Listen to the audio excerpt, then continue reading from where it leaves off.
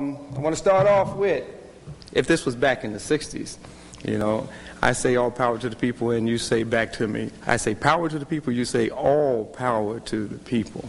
I want it very spirited though. It really helps me to get a little bit more relaxed, all right? Power to the people. All power to the people. Boy, that's like one of the best I have had in all these little speaking things I do. Right on, right on. Some of the things I want to talk about, and one, it is like that little short month they call Black History Month, right? And we're still in it. Got a few days to go. And even on that, I'm happy to be here because I definitely want my life to be a part of that story, you know? And whatever in my life that I can pass on as a storyteller to you, and you find some benefit in it, then right on to that. But also just to kind of tie in, like I just came back 6 months in Mexico in Chiapas, and I wanted to share some of that, but to connect it into like me being this former member of the Black Panther Party and what that means and where I see things now and the challenge that I'll put to you. All right. I heard you had a speaker not too long ago. I just want you to hear me. All right. Different messages, but and every now and then I may look at them papers, but I never follow this stuff. I always in my mind say, okay, I'm gonna cover this, I'm gonna cover that. Okay. Anyhow, of you here, how many are from Pittsburgh? How many of you are students? How many of you are not? Mm-hmm. How many of you belong to organizations? Uh-huh. And those who didn't raise your hand, why not? Okay, okay.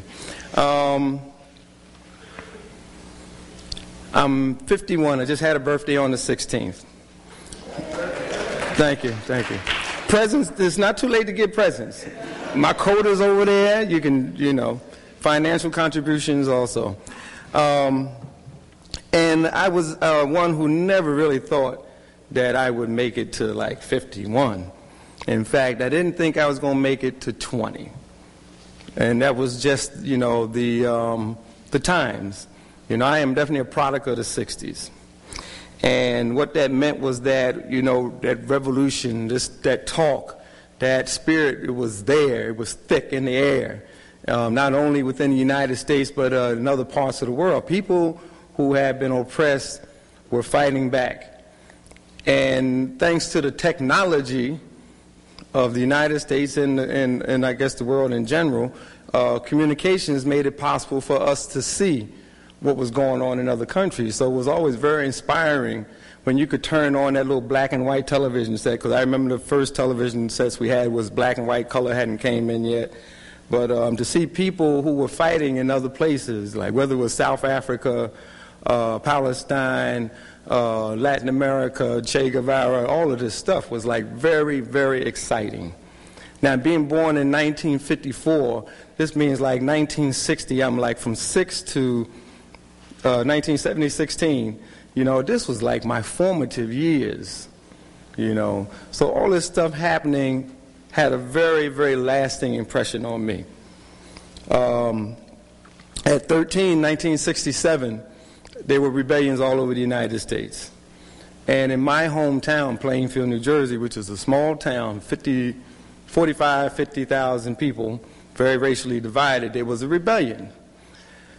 Different from other rebellions like Newark, Detroit, a lot of people killed. Only one person was killed in my hometown who happened to have been a cop, but which wasn't really the significant thing about it, right? The significant thing was that there was a gun manufacturing place outside of the city, and folks had went and raided this gun manufacturing place and brought crates of M1s back to my hometown.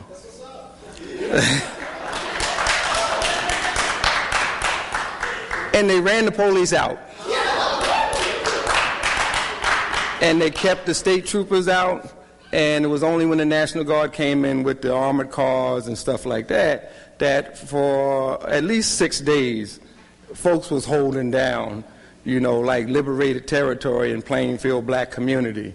Now, for me to see this, was to have that impression on me that was going to follow me through the rest of my life. I seen black folks come together. I seen black folks not only stand up to the police, but actually keep them out of our communities. I saw goods taken from stores being distributed to other folks in the community.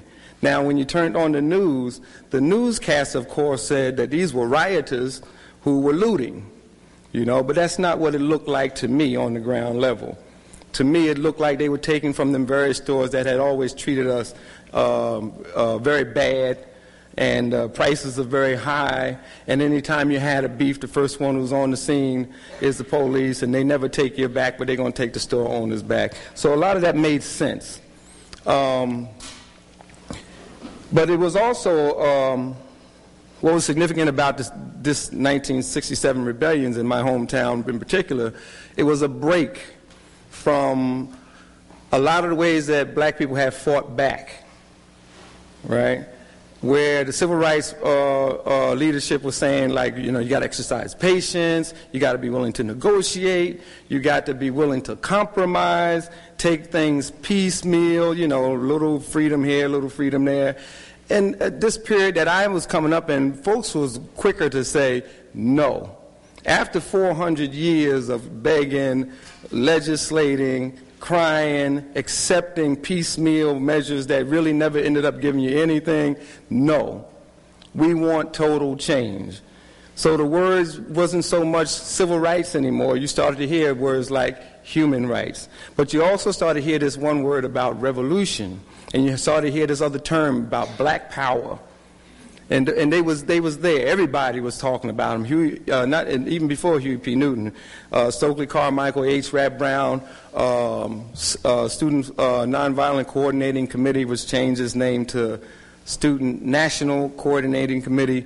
The cry for black power captured our imagination because it was saying that we could control our own.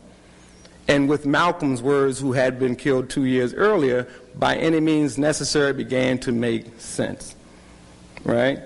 But by any means necessary didn't necessarily mean the gun, right? It meant that if nothing else worked, right? The main thing it meant was that people had to start turning towards each other and realizing that they were their own salvation. That if you wanted better schools, you were either going to start independent schools or you was going to go into them schools and just forcefully take them over and make them educate your children in the way that you knew they needed to be educated. You knew also that it meant that if you wanted to stop the crime in your streets, you had to be the one to get together with others in your community and not rely on the police and begin to deal with those issues in your community. That was the spirit of the times. Right? And that was the thing that was not only happening in black communities, but it would happen in Native American communities and Latino communities and Asian communities and in poor white communities, right? And it was being connected up with these struggles going on all over the world. It was being connected up with the struggle of the Vietnamese against U.S. imperialism, right? New terms that we never even heard before, but now began to understand that, what the United States does to us in our communities is similar to what they were doing to the Vietnamese and others around the world in Latin American countries, United Fruit Company, which was a Kennedy outfit where they just was ripping off these Latin American countries for their foods. So for us, who wasn't really doing good in school, who was not really great students, now we had a burning desire to want to learn, to know. You would see us buying radical newspapers now. You would see us going into the bookstores, and if we didn't have money for the books, somehow them books ended up in our possession anyhow through creative measures, right? And we didn't have no problems with it because we felt like, hey, the books should be available, and if you got prices on that we can't afford, we got spaces within our clothes that we know where to put them, right? And that's what we did. But it was that burning desire to know information that was directly relevant to our living situations. So now here we are trying to read Malcolm X, Frantz Fanon, Wretched of the Earth. Anybody have read Wretched of the Earth? Oh, difficult book. Malcolm speaks simple. Frantz Fanon speaks with words that you had never even imagined could be put together. But when your leaders are telling you, people who were inspiring you, telling you that you got to learn, you will get a dictionary.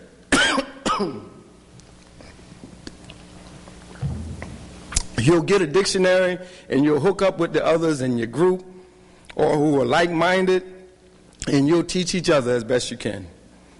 So here we are learning Frantz Fanon's language that dealt a lot with psychiatry, Marxism, critical theory, and all this other stuff. But it was being made directly relevant to our lives. And he was talking about a struggle in Algeria, which was also being directly related to our lives. And this was specifically around this whole thing about colonialism and neo-colonialism and the roles of the colonized and the psychology of oppression. And this was all very heady stuff, but it started to make sense about why our people were not rising up in mass numbers, because we began to learn what's the fear of our oppressors, what's even the fear of freedom when there's been generations and generations and generations of you being down. To desire to be free is one thing, but to take a step, you come up with tremendous fear of what the consequences might mean. So you may choose to just, I'm just going to work, I'm going to take care of my family, I'm not going to get involved. But when the situation gets so bad, you become just like the Zapatistas. You say, enough, we got to do something. And what Frantz Fanon said was, you're going to find that there's a liberation within you when you begin to step up to your oppressor, when you begin to face the reality that your oppressor is not as powerful as you think. And he even took it so far as to say, when you strike at your oppressor, you are actually cleansing yourself of a lot of fears that you had. And for us to hear that, it made sense, because what we saw in them rebellions, we saw people standing up. And even if you wasn't directly on it, just from you seeing it or knowing it, you joined in that pride that came from you standing up to this figure who you've just been terrified of all your life, and come to find out that this goes back and back and back and back to the days of slavery.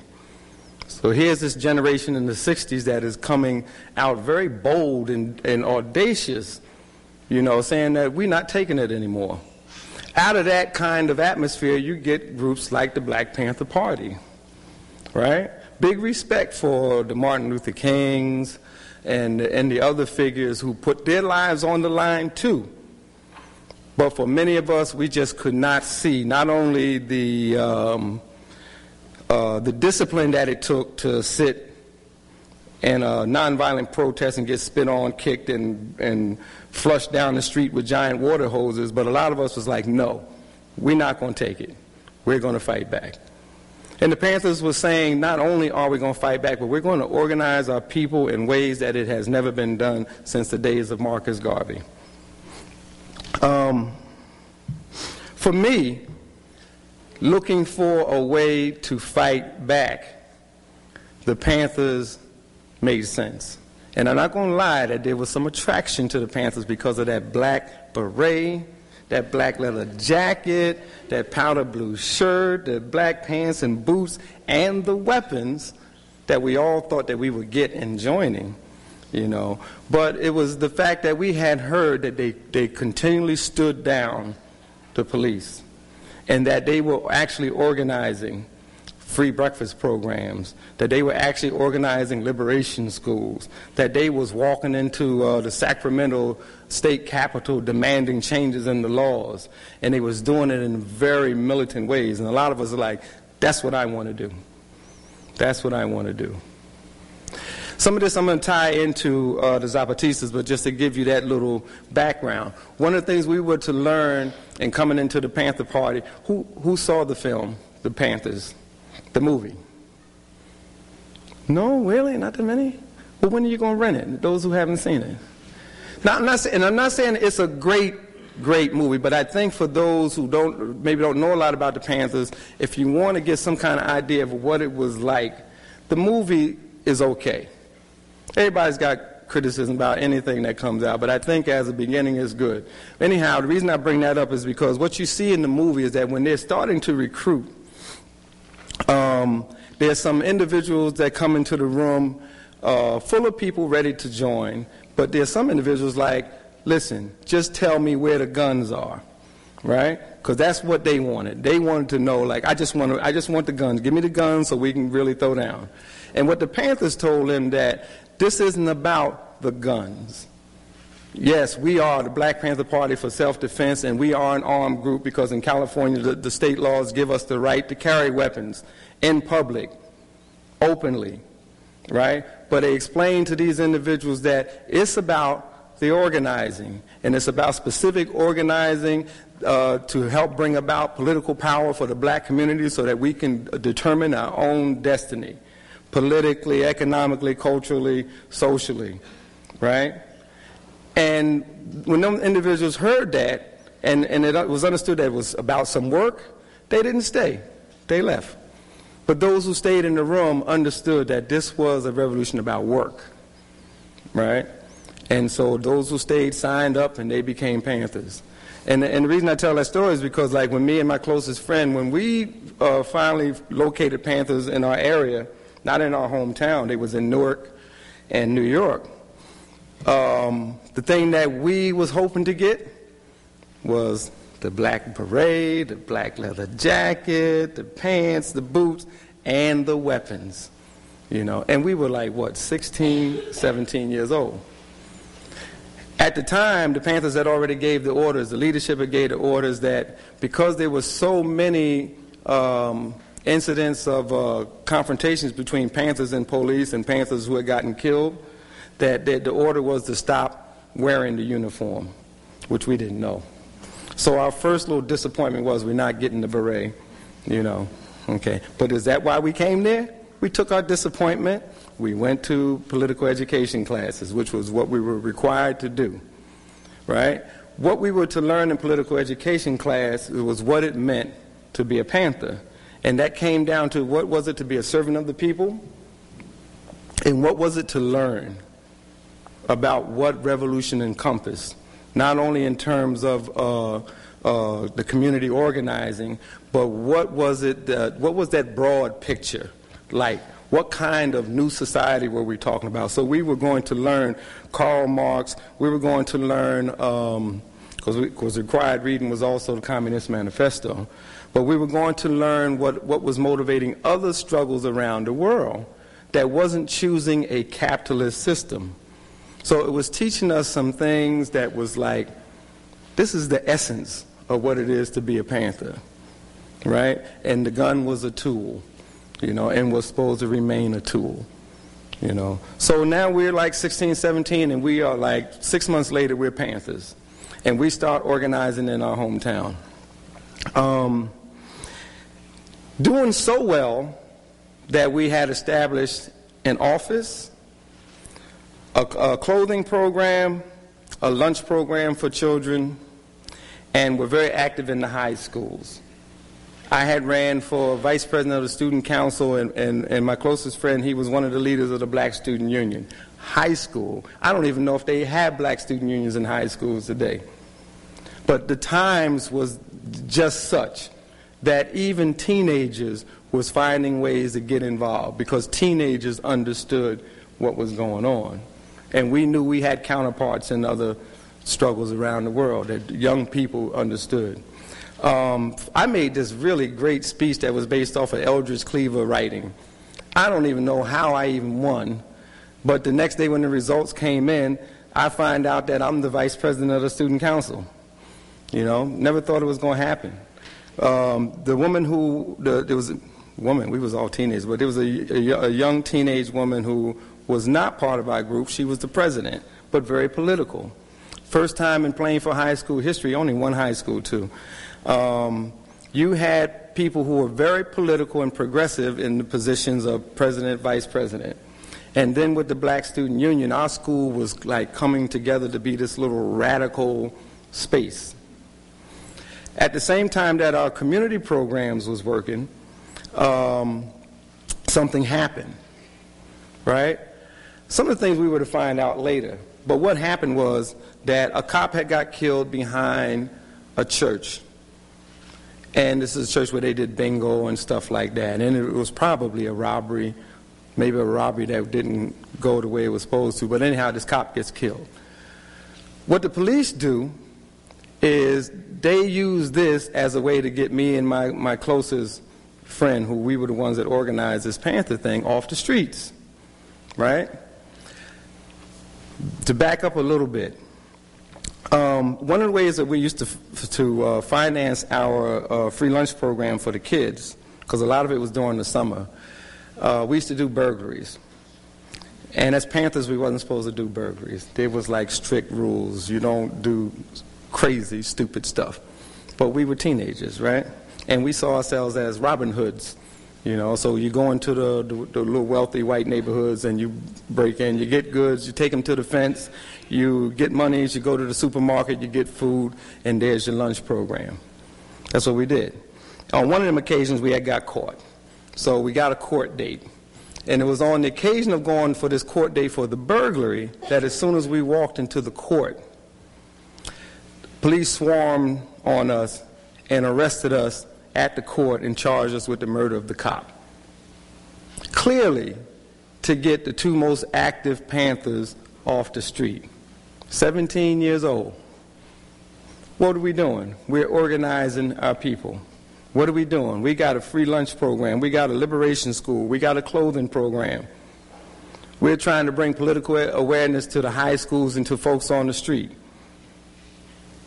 Not public enemies, right? But to them, we represent the same threat that other Panther chapters had, that we're trying to convince people to pull out of the game, you know, to not play along with the script, to look towards ourselves to make some profound changes in our lives. That's a threat to the system. We were the youngest in New Jersey at the time to be charged as adults and to be facing the death penalty, because the death penalty was still legal at the time.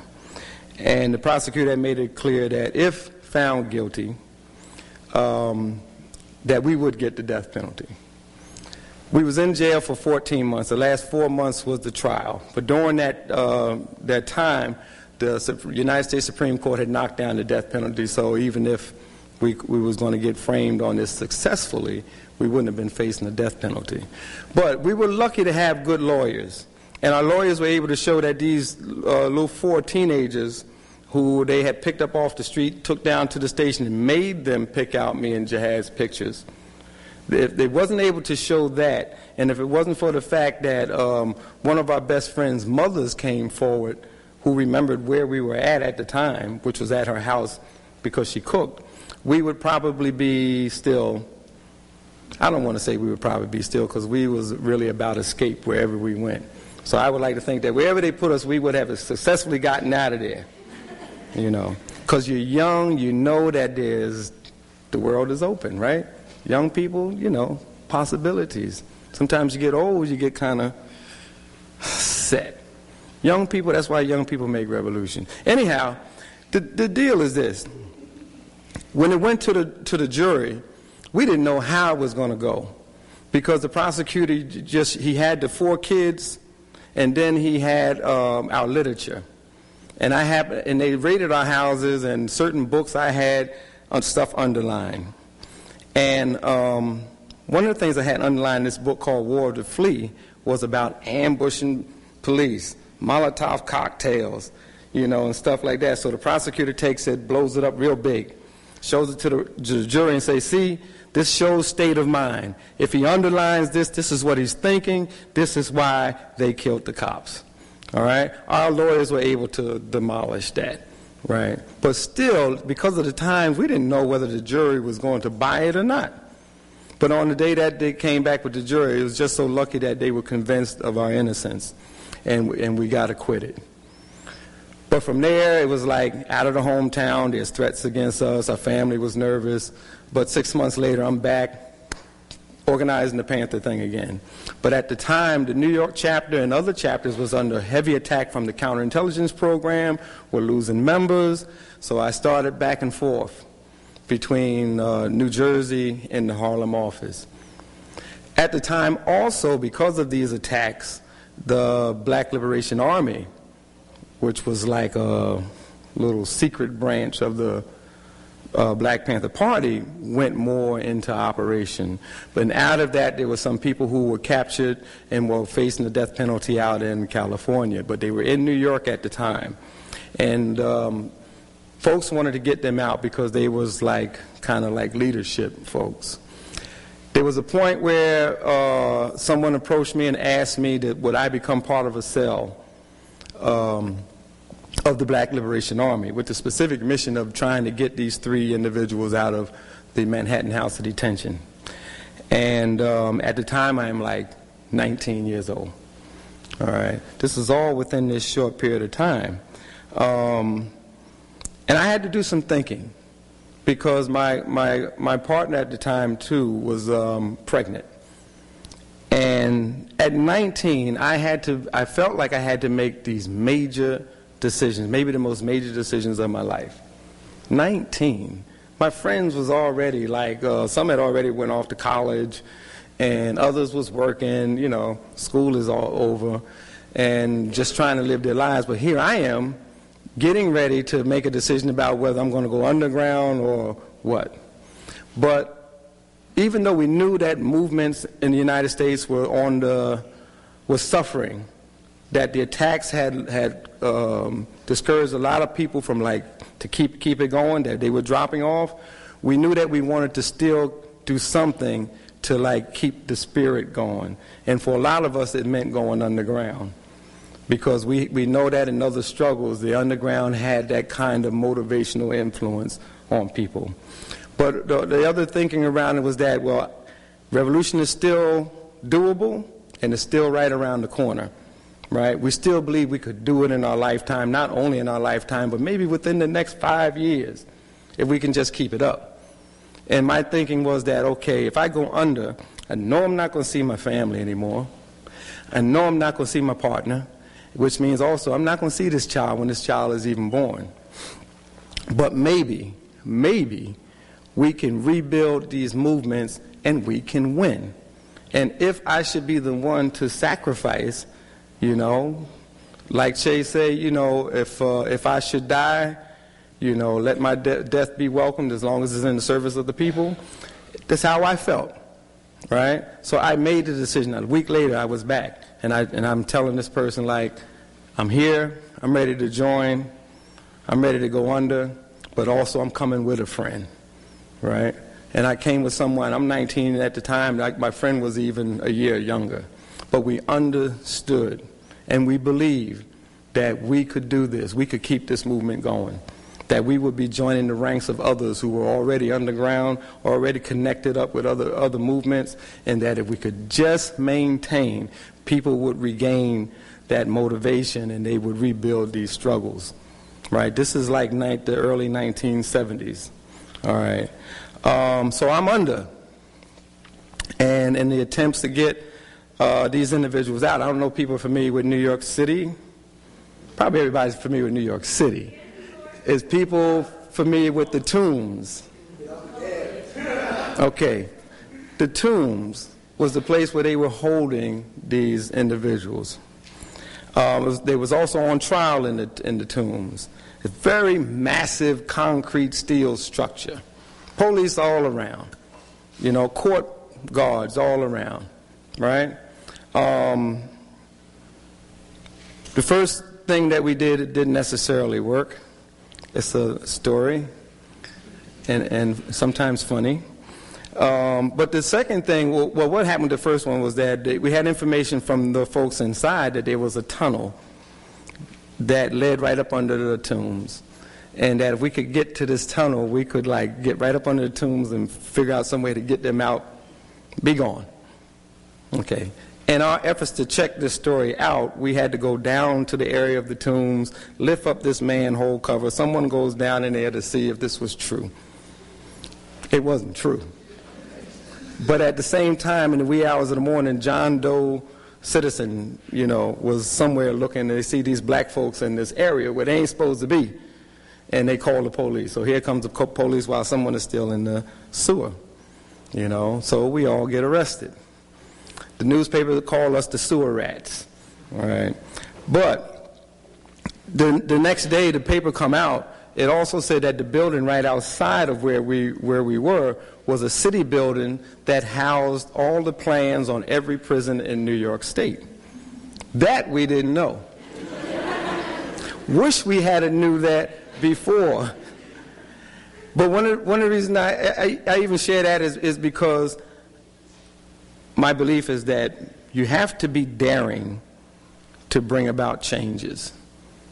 You have to be willing to take a risk, even if it's scary. And we were definitely daring.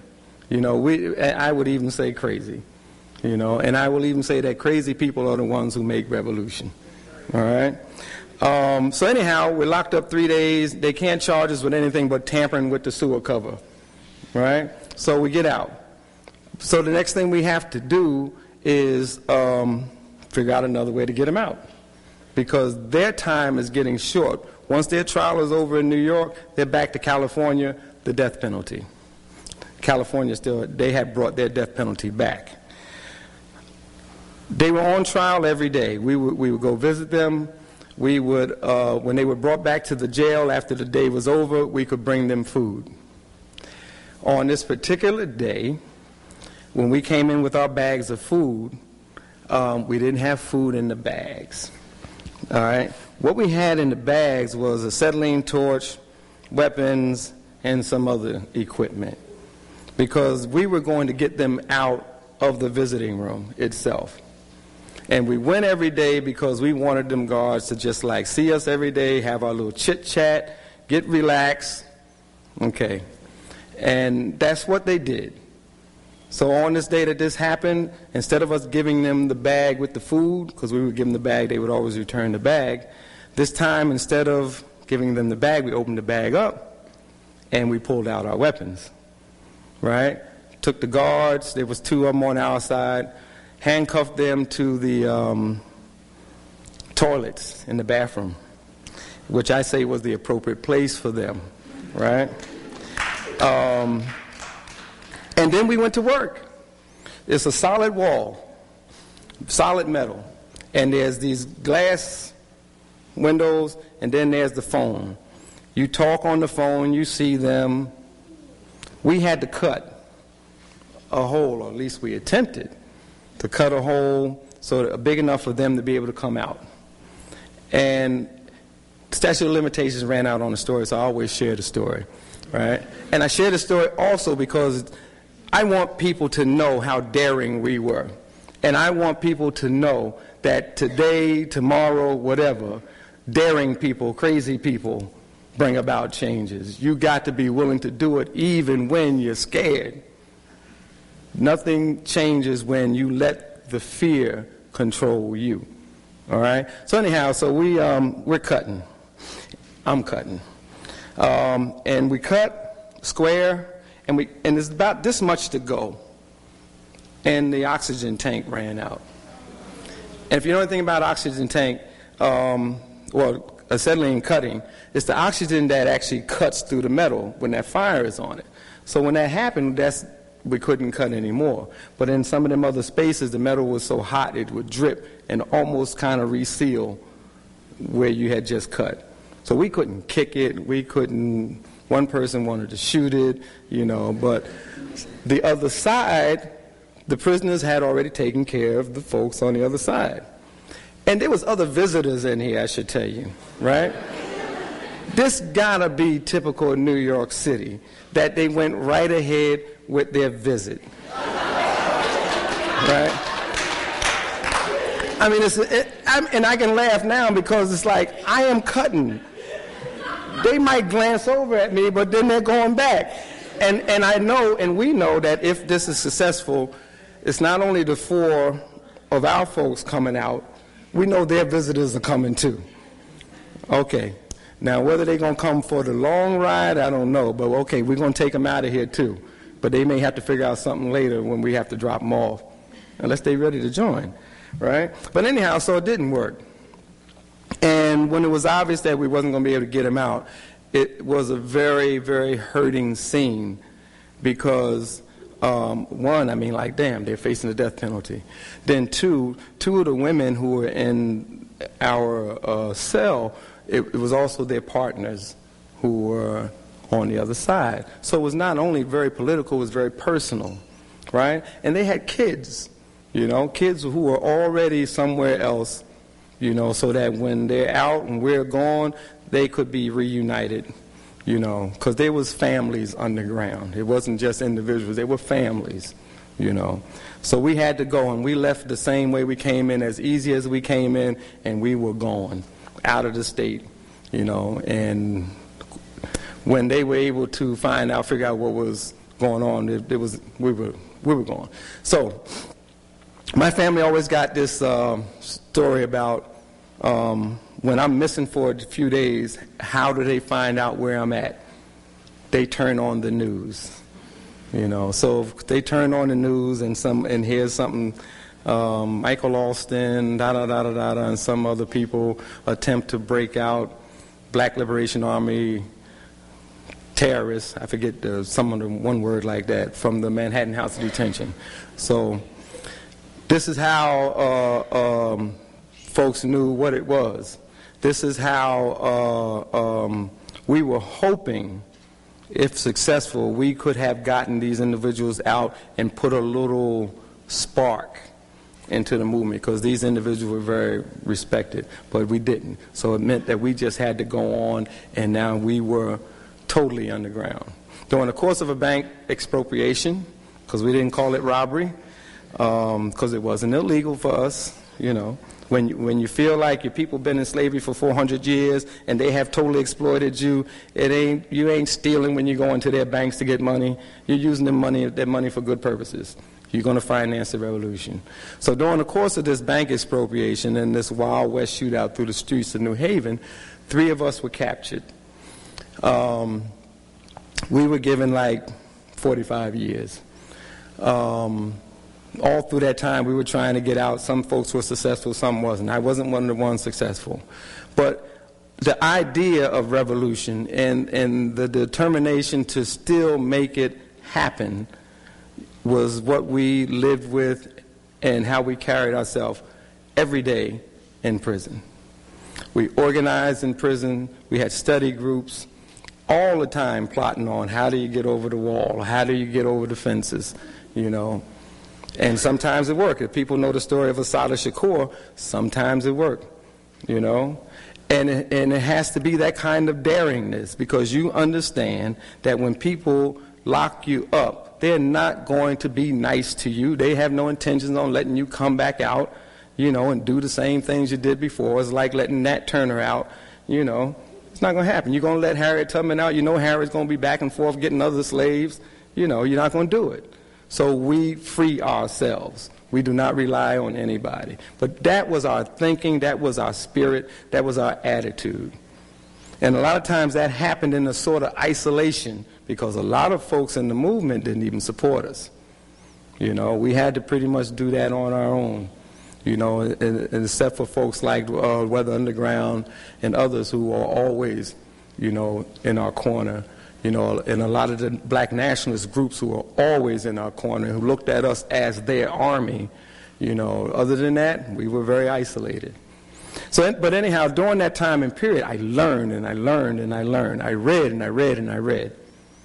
I opened my perspectives up to other ways of looking at revolution in the United States, particularly in terms of my own experience, Panther stuff. So in reading feminism in prison, I began to see errors that not only I made in the Panthers and in the Black Liberation Army, but errors that the Panthers made in terms of not fighting sexism better. Definitely think we did good, I think we put our best foot forward, but we could have done better. When I began to read a lot of anti-authoritarian material, like critical theory and stuff like that, then I began to look at leadership and mindsets that people just take on in movements, that you rely on those few individuals up top to make all the decisions for you. And I'm like, okay, that was Huey, that was Bobby, that was Eldridge. We were all followers, you know. We did the best we could, but man, what would that have been if more minds had have came in? What it would have been if there was more collective leadership, right? And then in terms of reading the anarchism and stuff, it's like, okay, I got even another way of looking at it. It was giving me examples of how movements and historical and present were conducting themselves on a more collective, non-hierarchical basis. So I had a lot of thinking to do, but it was making me come to the determination that when I get out, this new information is what I want to be able to act on, right? And what happened was that I had a few opportunities to do that. One was what we call the Black Panther Collective. In the early 90s, former members of the Panther Party had got together, who hadn't worked together since the split in the Panther Party in 1971. But we wanted to put the newspaper back out because we recognized that a lot of people didn't know a thing about the Black Panther Party. Out of that, a lot of young people were interested on doing stuff like we used to do. So in our hometown in New York, we had organized the Black Panther Collective. It was former members of the Black Panther Party and a bunch of young people, right? And out of that, we were able to put together a really great collective of people. I tried some new ideas around leadership, maybe collective. My partner at the time, and still my partner, very, very feminist, very strong feminist, out of the black nationalist movement herself. And she was also trying to get us to be more anti-sexist. It began to cause problems with my older comrades because they wanted to pretty much recreate the Panther Party the same way we did. And we were like, well, you know, we need to change this. We need to not do things the same way. Anyhow, it got to be that even though we did some good work in terms of cop watch stuff, feeding the homeless, and building a good working relationship with the street organizations that we call gangs, it was a point where I had to leave, my partner had to leave because it was just too much internal fighting. So I just looked for more anti-authoritarian situations to be able to work in, and found them, right? The movements have their ups and downs. Sometimes things work out, sometimes they don't. Sometimes you're excited, sometimes you're depressed, right? And on one of my depressed phases, 1994, January 1st, what happens? The Zapatistas, the uprising in Mexico amongst the indigenous people of the Zapatistas. And it's like, this thing is like real big. But the more I find out about it, it's like, it's giving me an idea of like all these things I have been thinking of, all these things I've been trying to do about anti-authoritarian leadership, which was no different from what Ella Baker was saying back with the days of SNCC and the early civil rights movement. Diversity, how we can work with more diversity, that everybody doesn't have to live under the same one way of thinking or one way of doing things. This movement seemed to have been giving me practical living examples, and it's like, I want to go. So the first time I went was in 1997, and then the second time was in 99. Both times I was able to go to Zapatista communities. I want to see what maybe the Panther movement might have been able to do if we had allowed ourselves to continually bring in new thinking, fresh thinking, critical thinking. If we hadn't got bogged down into one way to do this, we are the vanguard, and so forth and so on. But it was all tied, for me, it was the same goal that had led me to join the Panthers. Primary concern, I want black people to be free. Coming in the Panther Party, you begin to learn that you tie that into all people's desire to be free, right? But you never lose sight of what your primary struggle is. With the Zapatistas, they came out of an indigenous movement who a lot of people look at as the niggers of Mexico, because that's how they're treated, right? And some say that Chiapas is the Mississippi of Mexico, right? But they have now based a movement out of these indigenous people's communities, these Mayan communities that had been oppressed as long as we had, for 500 years, right? And for me to go there and see what they were doing was amazing, right? Because they were saying that not only could they handle these revolutionary ideas, but that they were going to base their struggles in their own Mayan indigenous realities. And for me, that's like, well, I want that, you know, in the black community. I want folks to be able to see that from other communities, that we always had the resources within ourselves to be able to govern our struggles, to be able to figure out what we wanted to do. And what was unique again about the Zapatistas was that they were saying that they're not opposed to the revolutionary ideas coming out of Europe and stuff, from whether it was Marx or whether it was Lenin, Trotsky, whoever, you know. But what they were saying was that they have a worldview and they have a way of sizing up the world, analyzing the world, that is just as valid as the so-called scientific ways of thinking, you know. And then when Marcos and them went there, that was the lesson that Marcos and them from the universities learned. It was a very humbling experience, and it made me put myself in the same position of him. I am the Panther who had learned Marxism, Leninism, Maoism, and I want to organize amongst my folks. But now, and if I follow their example, I'm just going to be humble. My folks have ways of understanding the world. My folks have ways of sizing up what to do. And then you begin to learn that they have always been trying to seize different ways of determining their own destiny, if I just had opened up my eyes to see.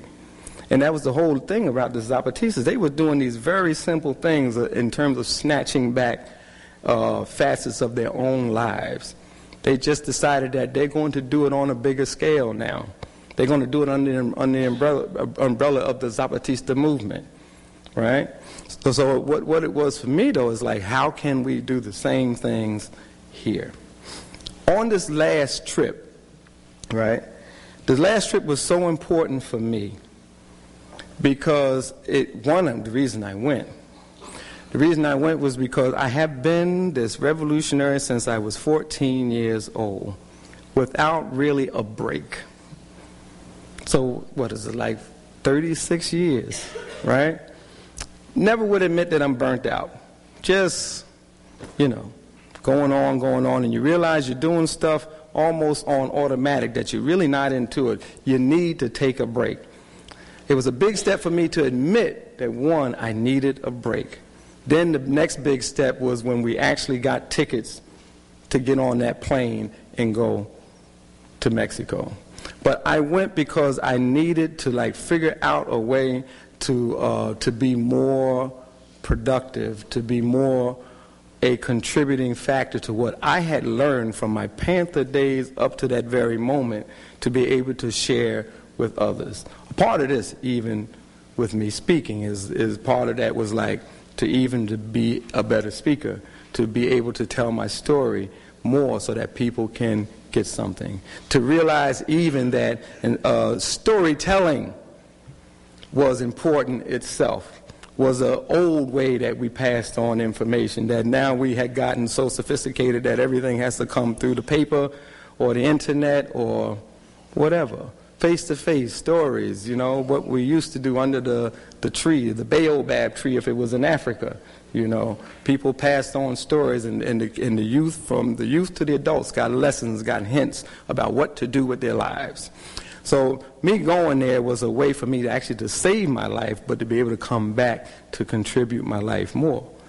But what I learned was that the Zapatistas are so based in their reality right?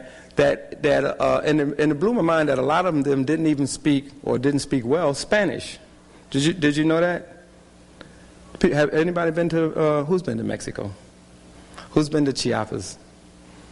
Chiapas is indigenous folks. The majority of them is these indigenous folks, and they are definitely on the bottom of society. When you go to San Cristobal, which is one of the major cities, it was just recently that indigenous folks could not even walk on the sidewalks. When white Mexican comes down the street, they are to get off the sidewalk. And even though that law doesn't exist anymore, out of habit, when you see older indigenous folks coming, and like they're coming this way, and one of the mestizos or more European Mexicans come, they get off. Same thing with black people. It ain't too much different, right?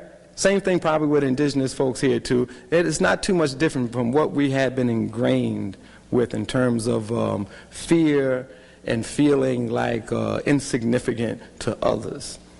But now you got the Zapatistas, right? And the Zapatistas is giving folks pride like Panthers and Muslims and other folks was doing, the Malcolm X's back in the 60s. Folks is like coming alive for the first time, doing things they never thought they could do.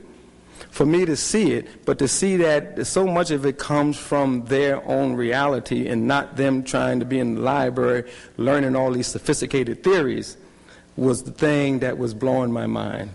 In some of their languages, like in Tzotzil, which is one of the indigenous languages, when they talk about friends, when they talk about a friend going away, the words that they use are always connected to the heart.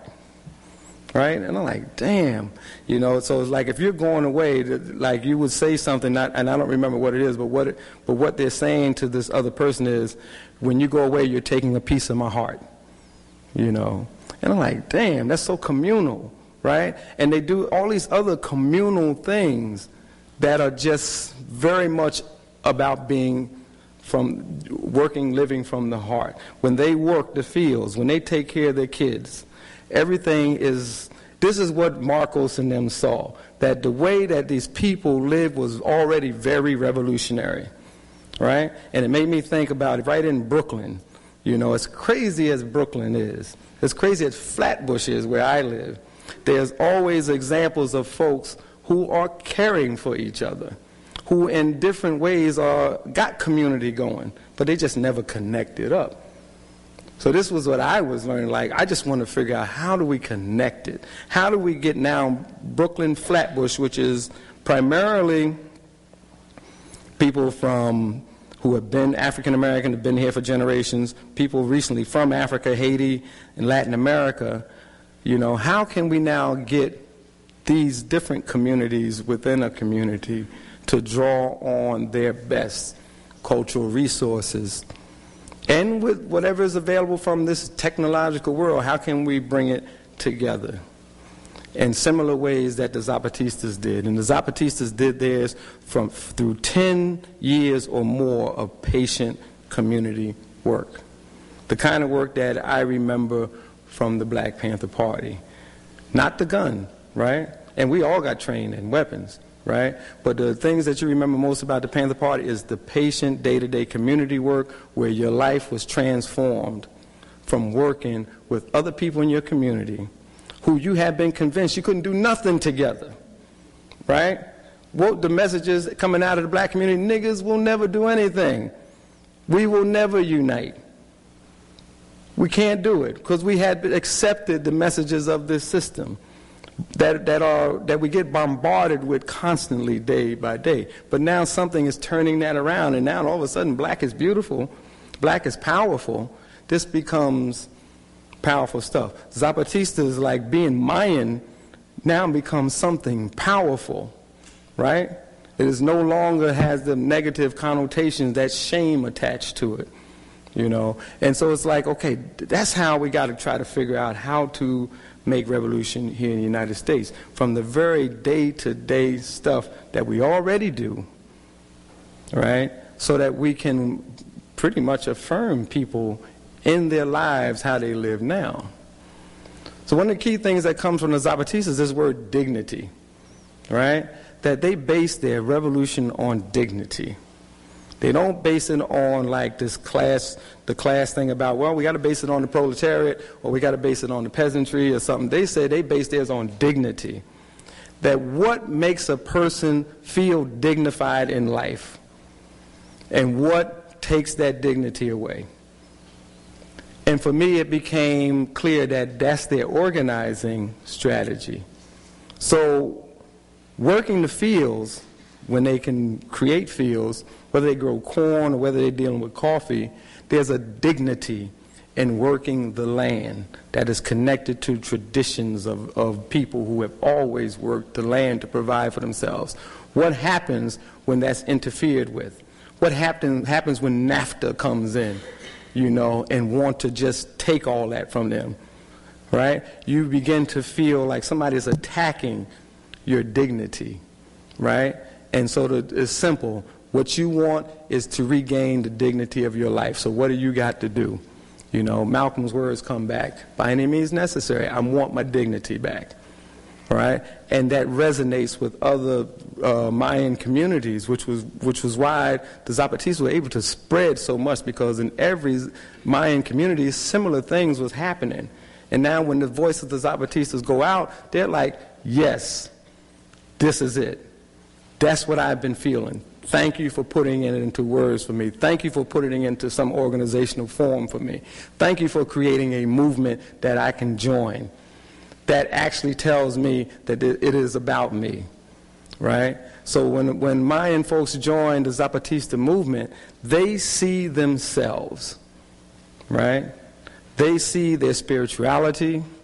They see the communal ways they work together. They see the consensus method of making decisions that have always been a part of Mayan communities. So what Marcos and them did was they realized that it wasn't all the highfalutin ideas that you had. You need to look at what people already know and what people already do. Build on that, you know, but make sure that it is really always about them, you know. So coming back here after my 6 month thing is like, I want to be able to share them kind of stories, you know, and I want people to see that it is really about how we already in so many different ways are communal, care about each other, right? Got different kinds of communities going on at the same time, you know, but how can we bring it together? How can we do it like the Zapatistas are doing it? You know, how do we do it without saying that we're a group that are now in the vanguard, that we're going to take state power, that if you follow our plan, exactly the way that we lay it down, we can be free? The Zapatistas are saying that's bullshit, you know. That if we're based on dignity, then that means we are open. We are asking people to come in, right? And in knowing that and coming in, you're coming in with new ideas, new experiences, new traditions, new worldviews or different worldviews, and so that can never be a thing that one group of people can have a plan and a vision for everybody. So they say, we're going to build a world where many worlds exist. For me, that's like, yes. It took me right back to 1970 in the Black Panther Party with the Revolutionary People's Constitutional Convention in Philadelphia and Washington, D.C. The whole vision around that was to bring all these revolutionary forces in the United States together and to rewrite a constitution, do a new constitution that would speak to all the different forces within the United States, right? And that Revolutionary People's Constitutional Convention had the women's group, had the queer groups, had the Native Americans, had the Puerto Rican independence movement, had the Chicano movement, had the workers, had the white folks from the Appalachian Mountains who were calling themselves the Black Panther Party, right?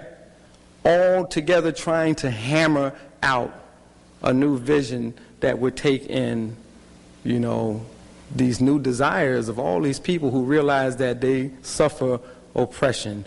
Different forms, but oppression nonetheless. You know, and this is what I saw the Zapatistas doing. Now for me, my number one concern, the black community, right?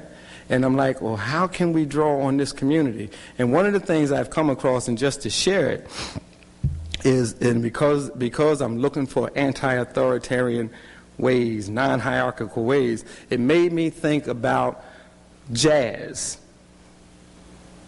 coming out of our cultures, which is not only a black thing, but being that it came out of this hell here in the United States, it's also a very American thing, you know? But it's definitely ours, right? But the thing about it was that in jazz, and if we just deal with a jam session, people familiar with a jam session in jazz, and what happens? There's no leaders, right? You got a horn, bring your instrument, right? And if you ain't got no instrument, do you got a voice? Bring your voice.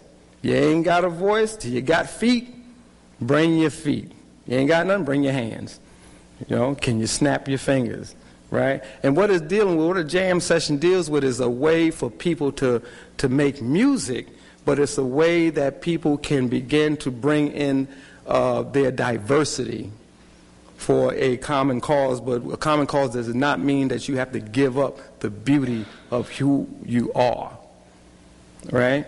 And so for me, I'm like, I want to be able for us to do something similar to the Zapatistas, where they create these encuentros where everybody seemingly in Mexican society can get represented who have been historically excluded. And you'll have someone like Marcos who get up and say, you know, like they ask him, well, who are you, Marcos? He'll say, well, listen, I'm a Palestinian in occupied Palestine. I'm a queer man in some other place. I'm a worker, you know, in the steel factory. I'm this and that. I am all those excluded people, right? And I'm like, black community, black community, black community. What do we got to do? You know, because we have been suffering for a long time. But the lessons that I am finding are applicable really to any community, because it deals with diversity, and it deals with learning the truths of those peoples who are suffering the impact from their particular oppressions. So how can we begin to create movements that bring in our diversity? For example, if we had an imaginary movement, it would have our Audre Lordes, our James Baldwins, and all these other people that we've done pretty bad with, right? It would also bring in some roughnecks, you know, like we always have those in our communities who pretty antisocial, right? But those are your Malcolm X's, right, and your George Jacksons, right? And at one point in her life, even in Afeni Shakur, because if people knew her before she joined the Panthers, she was what? Do people know? She was a gang member. Gang members are not social crew. They're pretty antisocial folks, you know? So how can we bring about a movement that includes all these different oppressed people that have been excluded because someone has an idea that it can only go one way, you know, and it can only have one ideology? Ain't never work, ain't never going to work. But the beauty of our people is in our diversity and all the resources that we bring to the table when we begin to see our diversity and the richness of it. You know, these are the things I learned in Chiapas. These are the things I learned, and some of them, in some ways, brought me to tears. Because when you realize folks that you have excluded that never had to be excluded, you realize you played a part in it, you know, and some of them you always felt close to. But then you say, damn, I excluded that person. I hurt that person, you know. Now what kind of world do I want to create, you know? And can I now reach out to do I have to reach out to that person, you know? And how can we create organizations that help us to get beyond that? You know, so that's my mission, even coming back here, with all the stuff that I have been through. But everyone is a risk. You know, everyone is a risk that I have to take even when I'm scared. Right? One example of prison, right? And when I started reading this feminist material to tell you about risk, prison is a hotbed for machismo. You know, macho men compete with each other. No one wants to be seen as soft. I'm reading feminism, in prison. My comrades are looking at me like, and at the time, you know, I had hair. All right, believe it or not, I had hair. I had an afro, right, and baby face. But when I'm reading feminism, my comrades like, yo, Ashanti, what's going on with you? You know, you all right? You know, and I'm like, yeah, I'm all right. You should read some of this stuff, you know, because I want them to see and even to feel what I'm seeing and feeling. Because reading feminism went straight to my experience in terms of my role in maintaining sexism within my life, my part in organizations, so forth and so on. So I'm like, you should read this too, all right? Years later, and I'm out, I'm working at a job, and one of my closest friends is a queer woman. And she'll hear me make certain statements, right? And which was like really homophobic statements, right?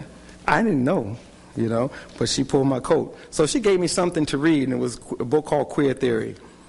I'm on the subway, right? And I normally just read books like this, you know. I noticed that I'm reading this one down like this, right? I'm looking around like, shit, is anybody watching me? You know, this is Queer Theory, the big title, you know. But I said, oh, wait a minute, Shani, you're doing something that you're trying to hide something. Well, you got a problem? So I would force myself to just read the book like I usually read a book. And it's so funny that when I did, I always thought somebody's going to say something. It didn't actually happen until the last day. I was on the last page, and after I closed the book, some guy said to me, what's that you're reading? And I told him, and we got into a conversation, which is what's supposed to happen, you know? And it's like the simple things we do, but it also makes you realize what parts you played, you know? What risks do we take? What risks don't we take to get out of our comfort zone, you know? Revolution is so much about getting out of your comfort zone. And if you don't have a way to do it, if you don't feel like you can't do it yourself, get a support group, you know, that helps you to get out of that comfort zone. A lot of our comfort zone is just knocking on the door next to us where we live to meet your next door neighbor, you know, or that gang member that you see on the corner, you know, walk up to him or her, right? Introduce yourself, you know. We don't do those things, you know, so it's like, what are all the things that we don't do?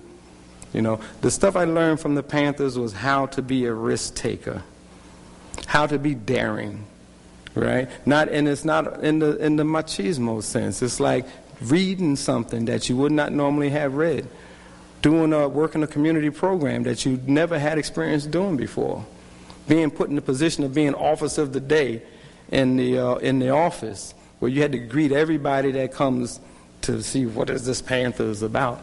You know, or even the way that we were creating new relationships within the Black Panther Party, right?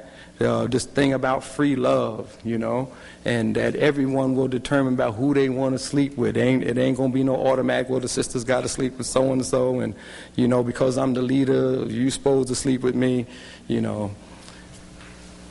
We did some things that were extraordinary because we were willing to try new things. And I'm not saying that we did everything well, but I'm saying that we tried. The Zapatistas are where they're at now because they continually try new things. So where are they at right now? And I need to know the time, too. Okay. Where they're at right now, just to bring it back one more time, they have created autonomous municipalities. They have done what we thought we were going to do in the 60s with Black Power. Black control of black communities. They are doing it in their communities. They have told the police and the government, you can't even come into our communities. We don't want your aid. We don't want nothing from you, right? And what they're doing is building institutions of community control. So when you go there now, and it's a lot different from 97 and 99 because it was very tense, a lot of military, Mexican government military conflicts in the Zapatistas. Now it's much more relaxed. But what you see is schools being built, clinics being built, factories being built on a very basic, simple level because that's all they can do. But their thing is, even if it's all we can do, we're going to do it and take care of ourselves. We're going to rely on our own thinking.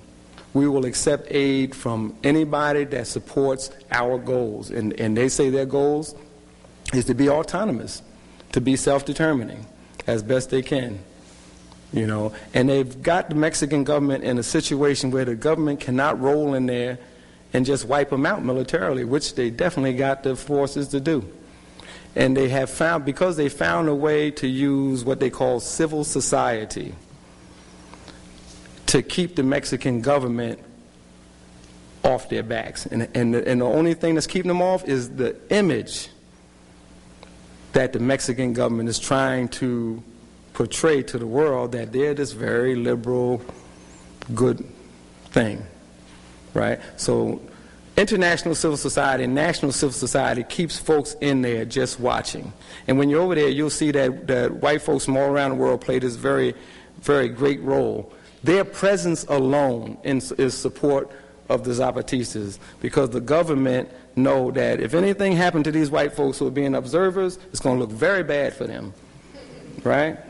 And they know the role that they play, and there is some danger to it because it's not like some of them haven't gotten hurt. And there was even one phase where the president was just shipping them out back to their countries, Italy and other places like that. But they have discovered that image becomes very important, the Zapatistas, and they use it to the max. And I wonder, how can we do the same thing here? Last example, there's a group in Brooklyn called the Malcolm X Grassroots Movement, and they do cop watch. Very much inspired from what the Panthers was doing. Recently, in filming the police brutalizing somebody, 3 of them got arrested, right? They was at the distance they were supposed to be, even more. They knew their rights and stuff. But of course, the police don't follow their stuff all the time. It's when it's to their advantage. So anyhow, 3 of them get arrested, and now they have court dates, right? But what is good about Malcolm X is that they are a grassroots group that have patiently worked in this Bedford-Stuyvesant community for the last 3 years consistently. When their first court date happened, their first court appearance, like 250 people came and packed this courtroom because people respect work that is consistent and that deals with an issue that's relevant to a community. You know, and there's a key there, right? You have to be willing to commit to that kind of work if this change is going to happen, if this revolution is going to happen. We have to be willing to commit, right? Even if we're afraid, we have to find ways of taking that step anyhow. That way, there's nothing that we can't do. Power belongs to the people, truly. Power to the people, through the people. Greatest lesson in the Black Panther Party. It's about people, right? It's about how we get to that place. And even if afraid, how do we get there nonetheless? Because when we make them steps, we find that the fears kind of fall. You know, they fall and you begin to feel different. You begin to feel new, you know? So, my story, right? And I kind of flip-flop back and forth, but I can talk about it all the time. But my goal, revolution, revolution, revolution. Not them old concepts of revolution. There's very new, different concepts of revolution, you know. And I don't tell people to glorify the gun or underground and all the other stuff because people get hurt. You know, if you choose to take them steps, just know what you're doing. But also you as students, and those of you who are students, realize that you are in a place to learn so much in terms of specific information and skills that can be of service to those of us on the ground, you know, to help empower people, to help to take advantage of a lot of the weaknesses that the system definitely has. It ain't all powerful. It's really on us, right? And with that, I mean, I want to stop too in case you got any questions and stuff, because I can talk, right? But so with that, it's February. It's the shortest month, but that's okay. We can celebrate Black history all year round, right? But our examples have always inspired other people to struggle, right? And my story is a part of that story, my little small story. Hopefully, like, there's something in there that for you have been a benefit. But let's do this, all right?